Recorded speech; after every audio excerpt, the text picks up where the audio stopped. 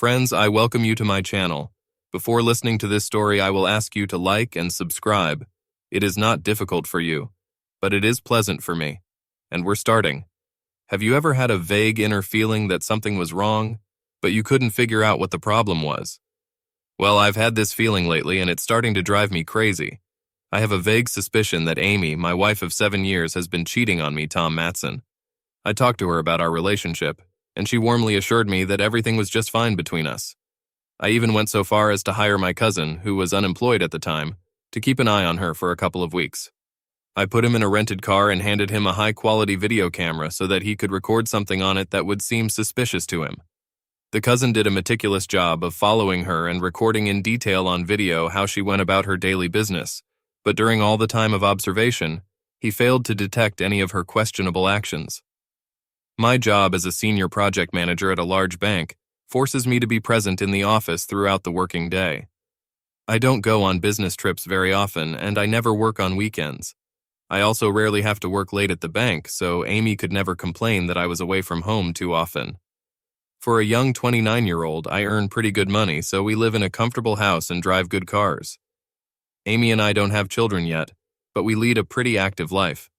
We communicate with several different groups of friends, including neighbors, my work colleagues, and our old school friends. In addition, we both like to ride bicycles, so we sometimes meet with several other married couples who are members of our cycling club. In short, my wife and I look like the perfect couple from a collection of romantic stories. Taking all this into account, I racked my brain for a long time trying to come up with a reason why Amy could cheat on me, but failed without finding any clues. We both agreed that we wanted to wait until she turned 30 to try to have children, because we wanted to be a financially secure couple by then. Besides, we both wanted to have fun, enjoy life, and have fun with each other before we spend 25 years raising children. Amy is about 6 months younger than me and works as a groomer and dog groomer. Her degree in fine arts did little for her in the job market when she was trying to find a job in this field, so I suggested that she just start her own business, doing what she likes best. Well, she loves dogs, we have 2 at home, so we bought a custom-made special trailer that she hitched to her SUV, and voila. Amy took up traveling dog care.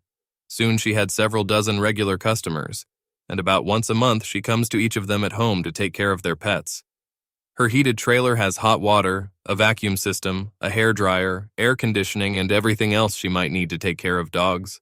Like at home, some of her clients have a special pet washing cleaning annex next to the garage, so sometimes she uses it instead of her trailer.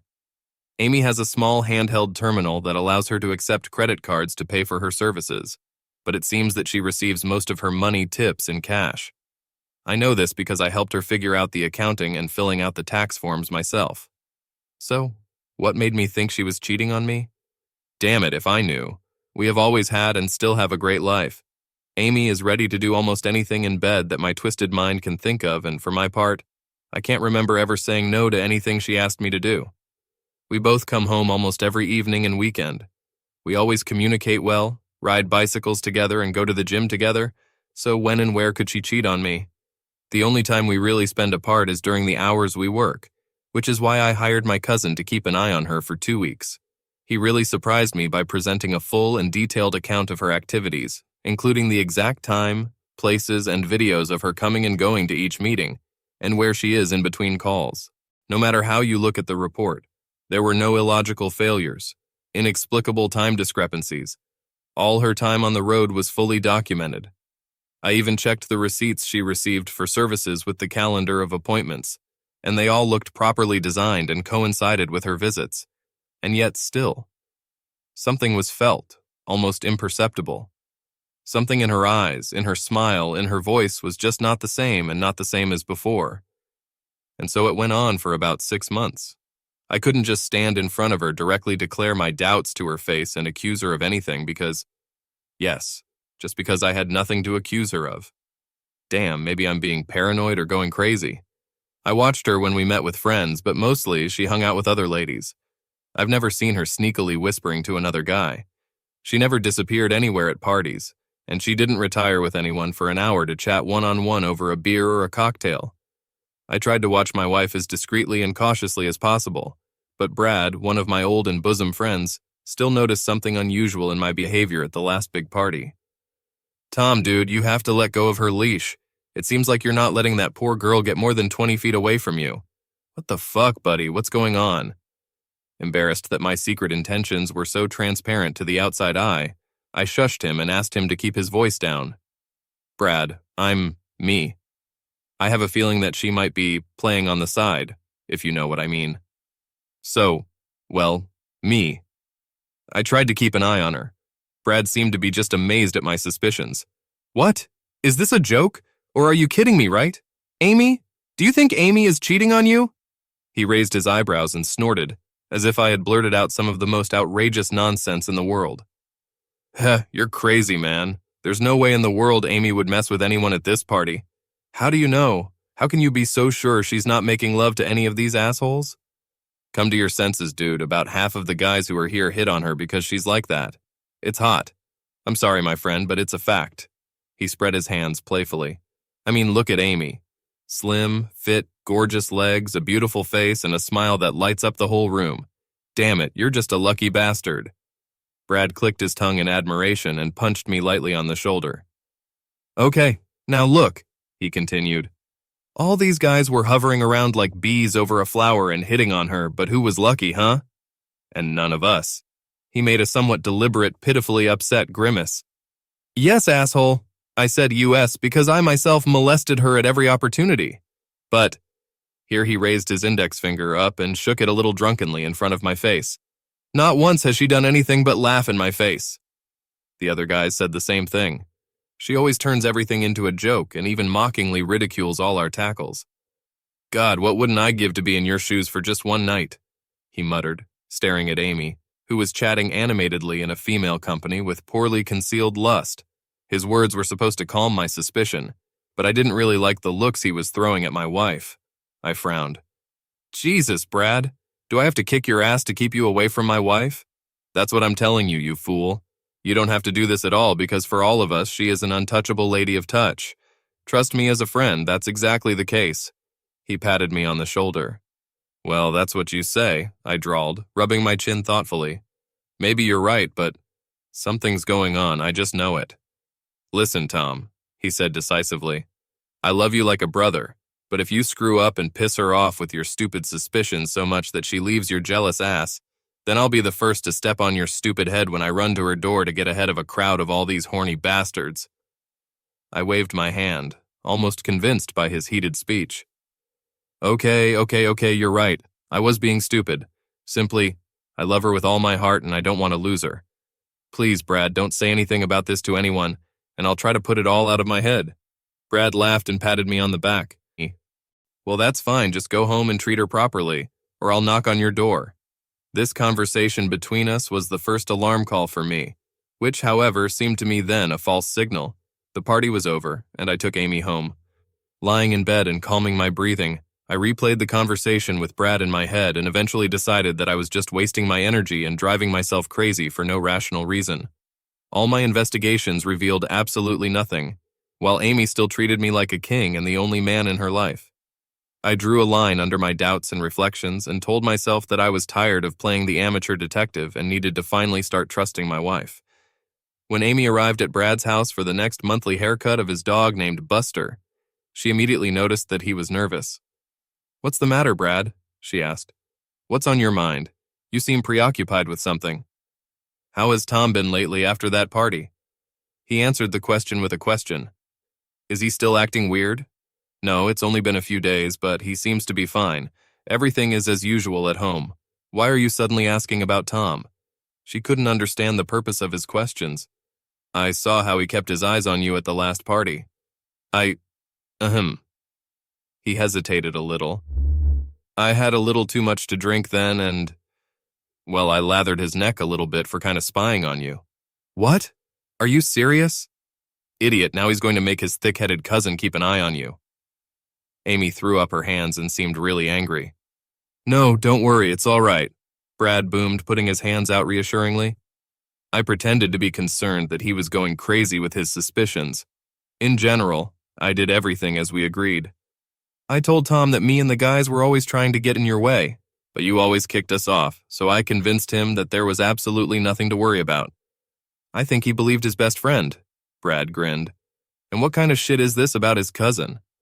I told you, I've seen him 4 times in the last couple of weeks, even though I'd never noticed him in town before. Frowning and biting her lower lip, Amy thought about it, mechanically twirling a lock of hair around her finger. You know, she said uncertainly, maybe I'm a little paranoid, but I think this cousin of his might have been following me. It's weird. I know your husband suspected that something was going on, but he couldn't figure out what it was. Did Tom tell you anything about it? No, he hasn't brought it up since the last time he asked me if we were okay. Damn, it really upsets me. Amy rubbed her temples dejectedly. I love him, but I'm afraid he would never accept this idea, so he must not find out what we did. I agree. Tom is a good guy. If he had somehow found out about ours, the arrangements? Yes, it would have hurt him a lot. Amy nodded her head and said, Well, all right. Well, I have about an hour left. Do you want the usual? Yes, baby, Brad boomed enthusiastically, starting to hurriedly take off his clothes. As always, doll, I love it so much. As usual, I need $200 in cash, and I'll take another $1.75 off your card for Buster's services, Amy said, following Brad into the bedroom. Brad was a little more energetic and agile than usual that day, so after that, they just lay in bed, hugging each other and talked. Brad, you're going to have to tell the other guys to be extra careful, hold their tongues, and not talk nonsense in front of Tom. I admit we all had a lot of fun. Amy stroked Brad's thigh with a satisfied smile. And you guys were very generous to me, but in a couple of months, I'm going to stop my little side business. Hey, wait! Why the fuck would you suddenly want to stop everything? Frowning, Brad jerked off the pillow and sat up on the bed. I have almost reached my goal of $12,000, which I will need to pay for my surprise trip to Hawaii with my husband. I hope Tom will make me pregnant while we enjoy our vacation during this trip, Amy said with a dreamy smile, stroking her stomach and tracing her finger around her navel. I'm going to have to give up birth control for that, of course, so I'm sorry, but I can't risk one of you accidentally slipping, Amy said with a chuckle. However, Brad did not share her good-natured and playful mood. Hearing the news from Amy reflected on his face as if he had chewed a whole sour lemon. Damn it, Amy, you're upsetting me so much. I couldn't imagine that it would ever end so suddenly. The guys and I are paying you great money for letting us roast your beautiful ass. Then Brad leaned forward, and tried to kiss Amy. Abruptly recoiling, Amy jerked her head to the side. Hey, what the hell are you doing? Brad, we've talked about this before. No romance. It's just a business. You all pay money for a specific act and nothing more. Please don't make me tell you that again, she exclaimed angrily. Brad pouted, but then threw up his hands penitently. Okay, I'm sorry. It's just that you're so beautiful that sometimes I get carried away and I can't control myself. Amy grinned and patted his cheek. I know that, honey. I like you guys all, and I really enjoy spending time together. But it's not love, it's just business. Nothing else. Amy stretched sweetly and then jumped off the bed, picking up the scattered clothes. Okay, I need to shampoo Buster quickly before I leave, and you need to get back to work. My visits are scheduled for another 4 weeks in advance, starting today. But today was the last time we did this, she concluded, pointing to the bed. Oh shit, I'm really going to miss this so much. Brad sighed ruefully and hung his head. But just a few seconds later, he started up, and his eyes lit up with an idea that came to mind. Okay, well, how about we continue to do fitness for your ass after you get pregnant? Amy laughed. Well, it's unlikely. After the trip to Hawaii, I plan to permanently quit the business of renting out my ass. Well, just think about it, okay? Amy laughed again as she poured Buster's bathing water. It sounds tempting, but I don't want to take that risk anymore. I love Tom, but he doesn't think like me, she sighed. Yes, I agree with you. Millie and the other wives would be furious if they only found out about it. While Amy shampooed the dog, she thought about how her first time with Brad happened. He pestered her every time she came to take care of his dog. He always made unambiguous hints and took advantage of moments to accidentally touch or rub against her ass. Finally, she got tired of it, and Amy demanded that he behave himself. She said that if she didn't need the money so badly, she would have dumped him as a client at the same moment. Brad immediately saw the opportunity in her words and offered her a big extra cash tip in case she would let him rub against her and feel her attractive bulges while she worked with Buster. Amy thought about his offer for a while, but then decided that such a small concession on her part would allow her to achieve her goal of saving money for a vacation faster, so she agreed. Pretty soon, Brad started offering her more and more money for her consent. When he once offered her $1,000 in cash, she didn't believe him and mockingly called his offer a bluff. Amy realized that she had been hasty with her reckless sarcasm when, 20 minutes later, a stack of bills with the faces of American presidents lay on the table, and his massive club, despite her moans and hisses, was shoved up to the balls in her delicious ass. However, her financial goal has become a little closer. During the next visit, he gave her only $500 for a second session of cleaning the chimney, and then he decided that $200 for each subsequent time would be enough for her eyes. After some persuasion, she agreed to continue giving herself for this price. Once a month, Brad played poker with his buddies Tim, Frank, and Roland. Not too often, but when the opportunity arose, Tom joined them. Table conversations during the game included the usual male whining about the fact that their prudish wives have neither imagination nor passion and do not want to do anything in bed. On one of these nights, when Tom was not in their card company, a slightly tipsy Brad hinted to his friends that he had finally managed to get a juicy female ass at his disposal. Of course, all the guys immediately attacked him, demanding to tell him all the details about his luck. Then he asked them directly if they were willing to pay to use the high-class ass of one extremely discreet in public, but secretly accessible married lady. That night, they just laughed at him when he tried to convince them that he had only paid $200 for the most fantastic ass he had ever had in his life. They called him an old liar who mistook his drunken fantasies for reality and advised him to sleep it off and not mess with their heads anymore. It had only been a few days when Tim called Brad and asked if the story he had told at poker was true. Then, unsurprisingly, the other two called, and pretty soon, after a short negotiation, Amy received orders for field service from 3 more of her casual acquaintances. She met with each of them and explained exactly what she would be doing and why it would only happen once a month for the next 6 months or so. Thus, Amy earned about $800 per month on her side business, in addition to $1,200–$1,400 per month on dog care itself. She knew that all 4 of her clients would keep their mouths shut because they were all married, had children, and none of them wanted to get divorced. At first, Amy felt a little guilty for secretly cheating on Tom, but for the most part, renting out her ass for a fee was just a favor to her, just like her dog grooming business, nothing more. She was sure of her love for Tom and was going to have children with him. Now, Amy had only a few weeks left to achieve her intended goal, and then she would easily give up unnecessary worries and be able to focus on the birth of a child. Everything in her life was going according to a well-thought-out plan. Tom was sitting at his desk, looking through some financial reports, when the screen of his personal mobile phone lit up. Picking up the vibrating device, he looked at the number that appeared. It turned out to be his cousin, Chuck. Tom was wondering why his cousin needed him. "Hey, Chuck. Hi, how can I help you?" "What is it?" he asked amiably when he pressed the answer button. "Hi, Tom. Listen, I just finished watching a movie here, and something about it made me think about what you asked me to do for you a few weeks ago. Do you remember that?" "Look, Chuck, this is over. We haven't found anything yet, so I've overcome my paranoia. Amy and I are fine right now." "Oh, well, I'm glad to hear that everything is fine between you. Simply, after watching this movie, it just occurred to me, well, I thought that maybe I had overlooked something back then. But since you're saying that you and Amy have moved on..." "Okay, never mind, just sorry to bother you." Tom was just about to hang up and end the conversation when a warning bell sounded in his subconscious, telling him to be more careful and attentive to the little things. He sighed loudly. "Okay, Chuck, what did you see that made you think you might have missed something important?" "Well, in the movie, this guy formerly worked as a realtor, but in fact, he was selling illegal substances on the side under this cover." "Jesus, Chuck, Amy doesn't sell illegal substances." "Yes, I know, don't get excited, just listen. That guy in the movie went to the house to show it to a potential buyer. Well, his so-called buyer came there, but instead of inspecting and buying a house, he bought illegal substances. The cops who were watching them were sitting in ambush outside while this fake realtor was inside the house for sale, selling illegal substances and pretending that he was actually selling the house." "I didn't understand anything. What does it have to do with illegal substances, cops, and by the way, Amy has never been a realtor. Listen, Chuck, I have to get back to work, okay?"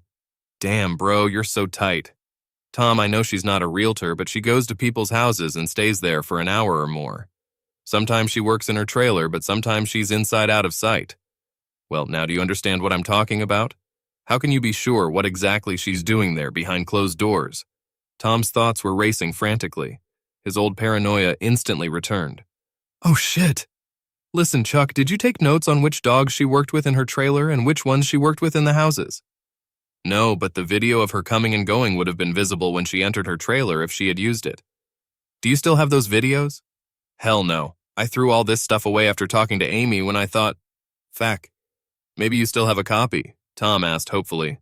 You ordered me to throw it away and well, my cousin stammered a little. Chuck, I know you've always liked staring at her, so if you've kept these notes, I give you my word that I won't be mad at you, Tom promised. Okay then, Chuck breathed out with obvious relief. I will carefully review the records again and summarize the information about all the cases when Amy was detained inside the houses during her trips. Can you stop by my place on your way home? Of course, I'll leave a little earlier and be at your place at 16 o'clock. Is that enough time for you to collect the data and finish your investigation? Yes, of course. I'm pretty familiar with all these technical things, so I can do it pretty quickly. See you at 16 o'clock, bye. Jesus, Tom thought, turning off his phone. Chuck must be watching these tapes and fantasizing about Amy. The poor guy could use a job and a new girlfriend. A few hours later, Tom and Chuck met, as agreed, at the latter's apartment. So, Chuck began, showing me the notes he had made. During the 2 weeks that I followed her, these 3 addresses were the only ones where Amy did her work from home. I have a video recording of clients meeting her at every house. The first was a little girl who opened Amy's door, accompanied by an elderly lady who, I assume, is her grandmother or nanny. Tom nodded, seeing the confirmation of Chuck's words on the videotape. He scrolled the image forward.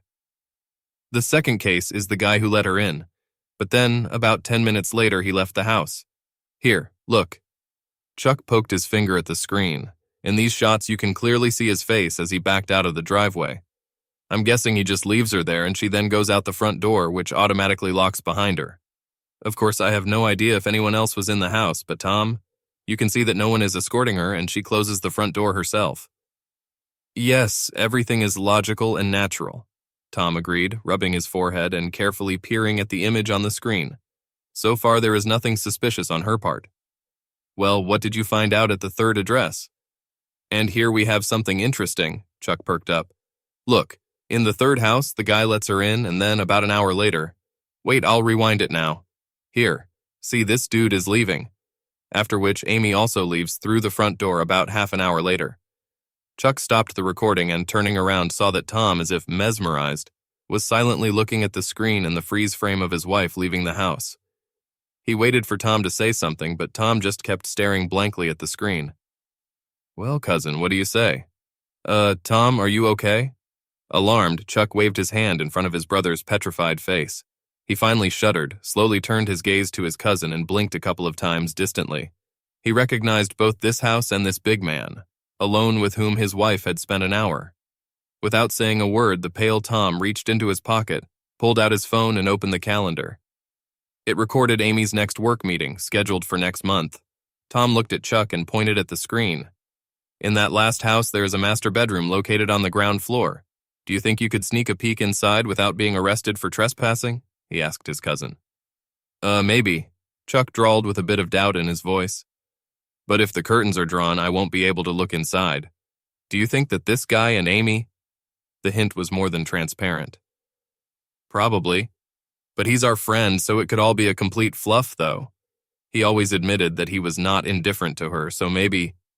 Damn it, I'm going to go so crazy, Tom shouted, boiling up, and slammed his fist on the table. Sitting next to him, Chuck did not try to get in with his opinion and advice, while Tom, with clenched fists in front of him, sat at the table with his head down. Finally, he gathered his thoughts and looked at his cousin again. She has to go back there tomorrow. What do you say I ask you to follow her, and then try to look inside and find out what's going on there? Tom looked at Chuck searchingly, tensely waiting for his decision. Yes, of course, I will do it for you, brother. But what if they do what you suspect, not in the master bedroom, but somewhere else? Damn, it's possible. Tom thought for a moment, and then waved his hand. Okay, then just do what you can and try not to get caught. Amy can recognize you, and then she'll know for sure that I sent you. Okay, you're right. This time I'm going to dress up in disguise and use my mother's minivan instead of my car. Besides, now we know where Amy is going and what time she's going to be there, so I don't have to follow her everywhere. I'll wait for her on the spot. I'm sorry, but I'm not very good at tracking cars, and it's possible that she saw me that last time, Chuck muttered apologetically. Did she see you? Holy shit, Chuck. Why didn't you tell me about this when it happened? Well, Chuck hesitated. I still wasn't completely sure she recognized me. And besides, I was afraid you'd fire me. I'm sorry, brother, but I really needed the money back then. Okay, fuck it, never mind. Just be careful you don't get caught this time, okay? Tom asked urgently. Chuck promised to be careful, and soon the brothers broke up. Tomorrow was going to be a very stressful day for both of them. Chuck knew that Amy's visit was scheduled for 10 o'clock the next morning, so at 9:30 he turned onto the street, located 1 block from the street where Brad lived. The night before, he had explored the neighborhood and found a suitable passage to the neighbor's backyard through a thicket of bushes that grew near the fence on the backside of Brad's house. He parked the minivan so that he could look between the 2 houses and see the door leading to the backyard of Brad's house. Chuck assumed that Brad would let his dog out shortly before Amy arrived. Then, as soon as she appears, the dog will be too busy to notice him while he sneaks around the backyard. As Chuck had hoped, Brad's dog was in the yard when Amy pulled up. Buster went berserk from barking. He darted along the fence and jumped on the door. When Amy opened the door to the patio and let the dog in, the dog rushed to her and began to spin and jump around her with cheerful barking. Chuck waited for about 2 minutes and then, with his heart pounding, darted across the lawn to the back corner of the house. After catching his breath against the wall, he crouched slowly to the bedroom window and cursed under his breath when he saw that the blinds were drawn. Chuck knew that there were 2 more windows on the side of the house, but he was afraid that if he moved there, he would surely be visible from the street if one of the neighbors suddenly turned up there. While he was standing pressed against the back wall of the house, not daring to lean out and with thoughts jumping like fleas on a dog in his head, a neighbor on the far side of Brad's house let her dog out into the yard. The damn dog immediately noticed the stranger, rushed to the fence and began barking loudly. Chuck had no choice. He rounded the corner of the house, just like a ninja. An inappropriate comparison flashed through his brain, and slipped along the wall to the first window. The blinds on this window were also closed, but fortunately, not completely. Chuck set up the camera so that through the gap in the blinds he could see what was happening inside the bedroom, and pressed record. He pressed his cheek against the wall of the house and froze, motionless, stretching out his outstretched hand with the phone towards the window. He was afraid that any movement he made might give him away. The self-styled detective filmed blindly through the window because he couldn't risk bending down and checking what his camera on his phone was actually recording. Just in case, he slowly and carefully moved the camera around in a circle, desperately hoping that he had managed to capture the entire room. Suddenly he heard shuffling footsteps nearby and a quiet conversation in the morning silence, and his heart sank into his heels when he saw an elderly couple passing by on the path laid out in front of the house. Frozen like a statue, Chuck waited for several minutes, watching the unhurried couple with wide eyes until they finally disappeared from sight. Only then did he catch his breath, deciding not to tempt fate anymore. Quickly looked around and, seeing no one, rushed headlong to the sidewalk, jumped the fence and headed up the street. The cursed mutt from the next section was barking viciously after him. Trying his best to move less and attract attention to himself, the Pinkerton cousin walked around the block and returned to the car he had left. He was still breathing heavily from the rush of adrenaline when he fell into the driver's seat, but at the same time he was filled with boyish joy and pride for the successfully completed task.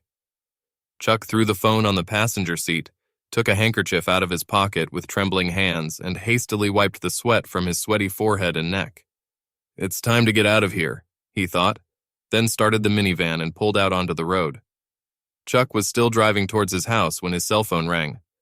"Hi," Tom's voice came over the earpiece. "Did you see anything?" It was clear from his impatient tone that he had been waiting in suspense for news all morning. "I'm sorry, brother, I was almost set on fire there and I couldn't see anything," Chuck began apologetically. "However," he added, "I may have something on video from the room." "What do you mean by maybe?" Tom began to boil. "Did you get the video or not?"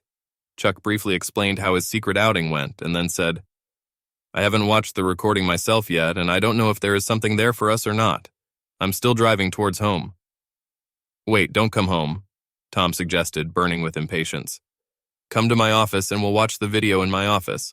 I'll call the front desk and let them know about you, and they'll take you upstairs. 15 minutes later, Chuck appeared and handed his brother a camera, and Tom connected it to his personal laptop. The video began with a shot of the side of the bed, then human knees and shins periodically flashed at the very top of the frame, but no more. After a few moments, the camera shifted slightly, and now only the lower side of the bed was visible. Tom literally groaned in frustration and annoyance, slamming his palm on the table. It's completely useless. There's not a damn thing in sight. However, as soon as he finished his frustrated tirade, the image suddenly shifted again, and two bodies flashed into the frame as the camera moved from bottom to top, stopping at the view of the ceiling fan above the bed. Stop. What was that? Can we take the recording back and maybe take a freeze frame? Tom exclaimed excitedly, reaching for the laptop's built-in keyboard. Wait. Chuck grabbed his hand. Just wait a second. The camera wavered again and went down, moving from showing the ceiling to the bed. And that's when Tom breathed out of his lungs in shock. The camera was focused on a couple making love. Now their movements were clearly visible. Brad tightly squeezed the hips of the woman he was fucking as he fucked her in the ass with powerful thrusts, and an expression of bliss walked over his face glistening with sweat. After a few seconds, Amy, twitching back and forth, turned her face with half-closed eyes directly towards the camera. Tom's old world collapsed in an instant and crumbled into 1,000 pieces. He sat stupidly, hunched over and staring blankly, unseeingly at the screen, where the cheating wife and her lover continued their wild copulation. His lower lip protruded and drooped down like an undeservedly offended boy. His jaw trembled slightly, and tears welled up in his eyes. After pausing for a few minutes and waiting until the recording stopped, Chuck sighed, turned off the camera and disconnected it from the laptop. He pulled out a memory card with a video recording that was inserted into the laptop and handed it to Tom. I'm so sorry, cousin. I hope to the end that I was wrong about her. Not knowing what else to say, Chuck gently patted his cousin on the back, who continued to sit motionless, grabbed his things and left his office, carefully closing the door behind him. Across town, Brad was sitting in his office, staring absently out the window, talking on the phone. Yeah, dude, she said she decided to get out of our deal. She wants to surprise Tom. Well, she's kind of planning a trip to Hawaii with him and plans for him to get her pregnant while they're tumbling there. Brad grimaced as if he had a toothache and kicked the leg of his desk irritably. Yes, I tried, buddy, but she's already made up her mind. I think she'll tell you more about it herself next week when you see her. Yeah, well, take it and try to dissuade her yourself. Okay, Tim, I get you. I'll see you later. Your mother! He barked irritably, banging his fist on the table. Brad knew that over the months he had become heavily hooked on regular lovemaking with Amy. Not that it was any kind of love. No, rather a habit, very pleasant and requiring constant repetition. It didn't bother him at all that he had to pay to make love to her. At least he could enjoy the accessibility of this young married woman's body, and damn it, he loved using her so much. Moreover, he knew for sure that for a ridiculous $200, no professional cheater would agree to give herself up, which he managed to persuade Amy quite easily. So this business of hers was a very profitable investment for Brad and his friends, until recently. When Marjorie, the housekeeper, returned to Brad's house that morning, she began to make the bed in the master bedroom. They had been there several previous times when she had come to clean the house. One would think that the owners would be embarrassed to leave the bed in such a blatant mess, but no. Marjorie took out fresh sheets and put them on, made the bed and moved on. She threw the stained bed linen into the washing machine, thinking that it could be washed while she cleaned the rest of the rooms of the house. Coming out of the bathroom, her gaze fell again on the spreading wet spots and, shaking her head, she thought, "Rich people, they have no shame." While Tom was sitting at his desk in the office, his thoughts were chaotically spreading like cockroaches as he tried to make sense of what he saw on the video. He spent a couple of weeks convincing himself that all his suspicions were just paranoia and Amy wasn't cheating on him. Now, the harsh reality hit him right in the teeth. Amy cheated on him with her now ex-boyfriend Brad. Tom's heart was torn apart with pain at the realization that he had been betrayed by both his wife and the man he considered his close friend. The shock of it turned out to be unbearably terrible. Tom remembered that Amy had never shown any apparent interest in Brad, so why on earth would she succumb to his advances? There was no common sense in it. However, as he clearly saw from the video recording, she definitely wasn't forced to make love, and it doesn't seem like she was drugged with alcohol or illegal substances, so Tom could not find any excuses for his wife. She cheated voluntarily and deliberately. As he sat there trying to figure out what to do next with all this shit, suddenly a terrifying thought shot through his brain like lightning. What if she has others? Brad warned me at that party that all my friends were hitting on Amy. What if Brad wasn't the only rat? Unbearable images of Amy willingly exposing her ass to each of those assholes who constantly hung around her got into his head. In an impotent rage, Tom slammed his fist on the table again. So much so that the mug with the half-finished coffee jumped and tipped over on its side, flooding his notes and business papers with brown goo. Tom didn't give a damn about it anymore. He wanted to yell, stomp his feet, and crush the jaws of the lustful fuckers who lied to his eyes and so artfully pretended to be friends. When, after a few minutes, the veil of rage that had engulfed his mind fell from his eyes, Tom began to think more rationally. He realized that he needed to gather more evidence of his wife's infidelity. Damn, I'm going to need Chuck's help again. Over the next 4 weeks, Chuck, having settled into the role of an undercover detective, collected videos of Amy with Tim, Roland, and Frank. Already suspecting the worst, Tom was still completely crushed when he found out for sure that all the guys he once considered friends were happy to use his wife. The humiliation was deep and extremely painful, but somehow, incredibly, he managed to pretend at home and at work that everything was fine. In these troubled days, every morning and evening, standing in front of the bathroom mirror and resting his hands on the sink, he stared at his reflection for a long time. You have to pretend that nothing happened and behave naturally, he constantly repeated to himself like a mantra, while collecting all the necessary and irrefutable evidence.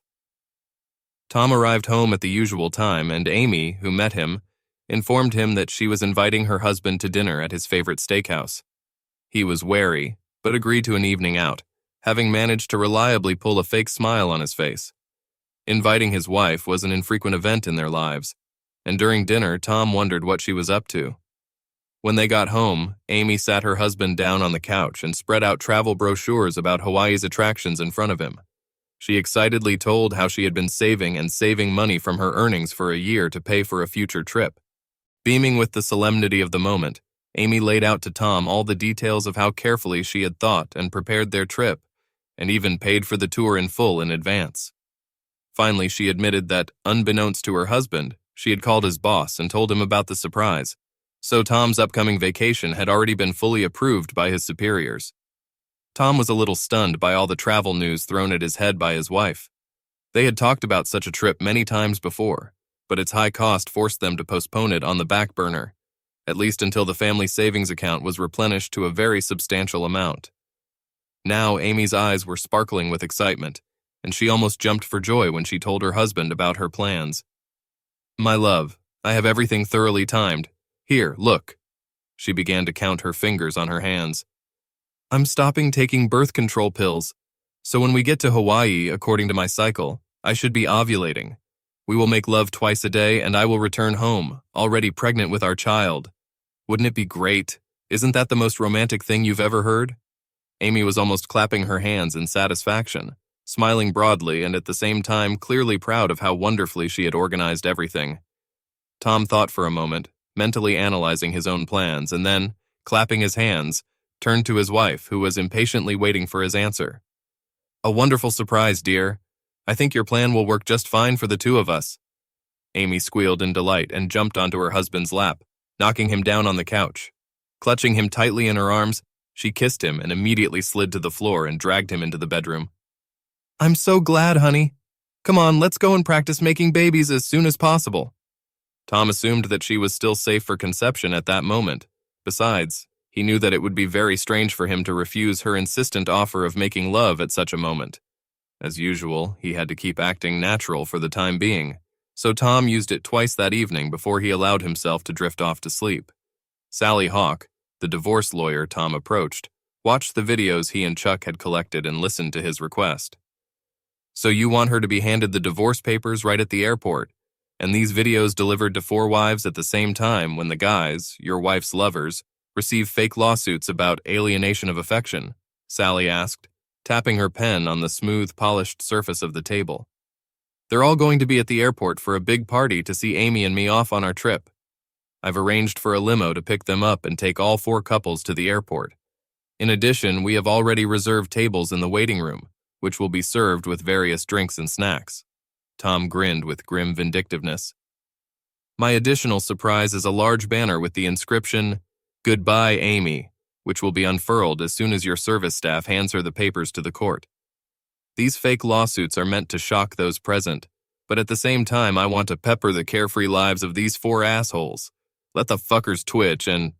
Sally grimaced and raised her left hand in a warning gesture. Stop! Stop! She interrupted Tom, who was starting to boil again. You shouldn't swear in this office, Mr. Matson. Although, of course, I understand your anger and emotions. The lawyer nodded sympathetically to him. No one has ever asked me to do this before, but I admit that this is what you have in mind. This should be a real show, she grinned involuntarily. When do you want our performer to appear at the airport? It has to happen at the right moment, the very minute her flight to Hawaii is announced. So the exact time when everything should happen is Saturday at 13 o'clock. And then came the momentous day when all the cheaters and their unsuspecting spouses gathered in the airport lounge.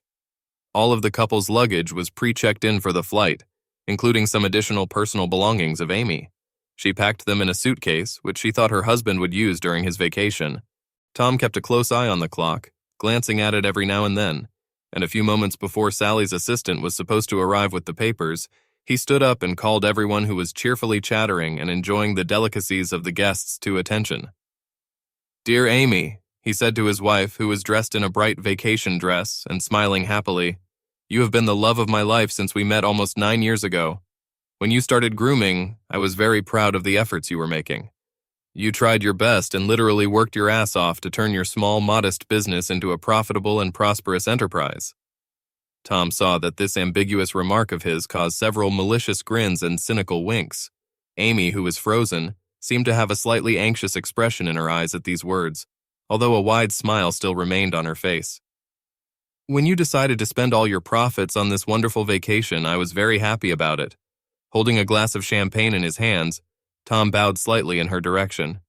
So, he raised his voice, I have a small token of appreciation for each of you.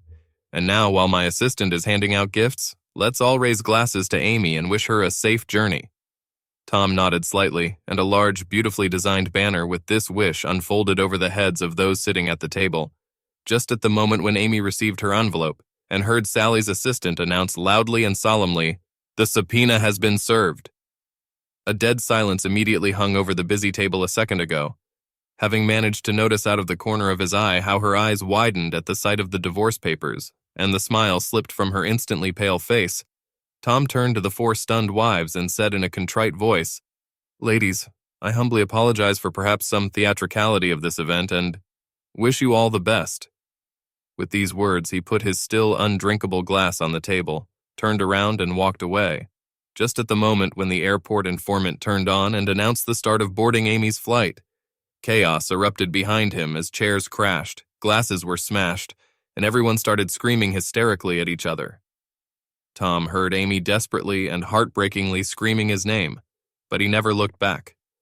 Since I did everything as my lawyer advised me before the divorce, I didn't talk to Amy until our first meeting at Sally's office. The lawyers argued among themselves for a long time, and today we were going to meet to finally settle everything and put our signatures on the papers. Amy insisted that I agree to a 30-minute one-on-one meeting after completing all the formalities. I just assumed that she wanted a chance to explain why she did what she did, which is why our marriage was ruined. As part of her prep work before the trial, Sally hired a real private investigator to check out Chuck's work. This guy has worked out his fee perfectly, revealing the details of the financial arrangements that my future ex-wife made with her 4 ass tenants. It was a real shock for me to find out that I had been living with a cheater for almost a year, but the full realization of this fact helped kill all the remaining feelings for Amy that were still lingering somewhere in the depths of my soul.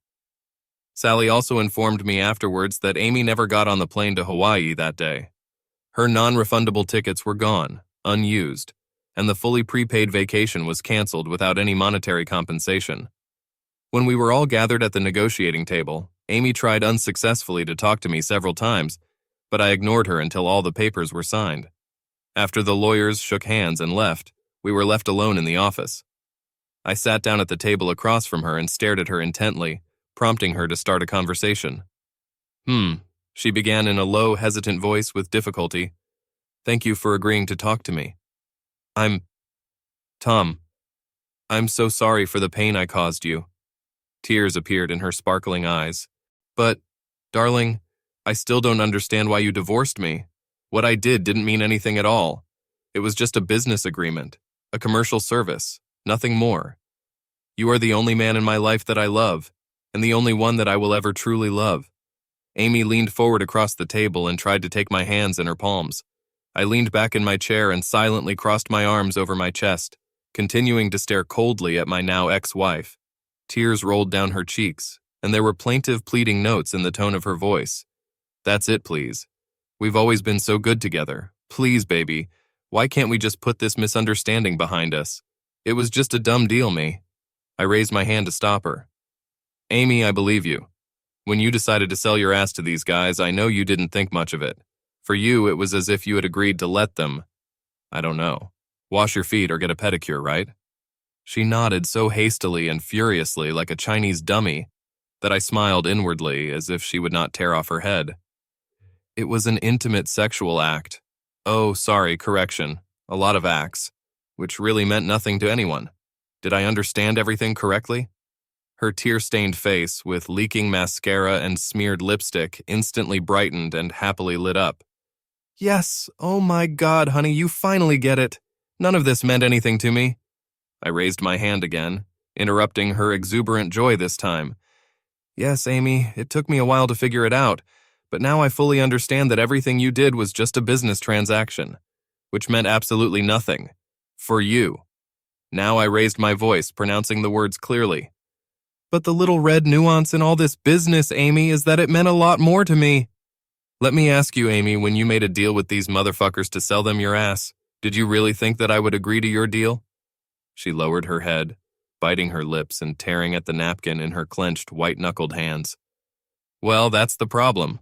Maybe it didn't mean anything to you, but you knew for sure that it would mean everything to me, but you did it anyway." I stood up, took 2 battered $100 bills out of my back pocket, and threw them on the table in front of Amy. "Thank you for giving me your time today. Keep your usual fee."